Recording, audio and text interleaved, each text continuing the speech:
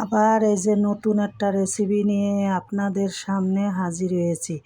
আজকে আমি রান্না করেছি টাকি ভেদা মাছ বলে, এইটে নদীর ভেদা মাছ দিয়ে টমেটো দিয়ে মশলা ঝাল পেঁয়াজ সব কিছু বেটে ভাজে জিরে সব কিছু ভেজে ব্লেন্ডার করে নামানোর 5 মিনিট আগে আগে এই টমেটোটা তেল দিয়ে টমেটোটা ছাড়িয়ে দিয়ে নাড়ায় চাড়ায় একটু পুড়া পুড়া করে পরে আমি দিছি ঝোলে পানি দিছি। পানি দেওয়ার পরে নামানোর 5 মিনিট আগে এই যে মশলা ব্লেন্ডার করে দিয়ে একটু হালকা ধনের পাতা ছিটিয়ে দিয়েছি। খুবই সুন্দর হয়েছে রেসিপিটা। এই যে টমেটো, এই যে ভেদা মাছ নদীর, তা খেয়ে এই আপার রান্না বাসায় খেয়ে বেশি বেশি করে শেয়ার ফলো দেবেন। ইনশাল্লাহ পাশে আছি, পাশে থাকবো।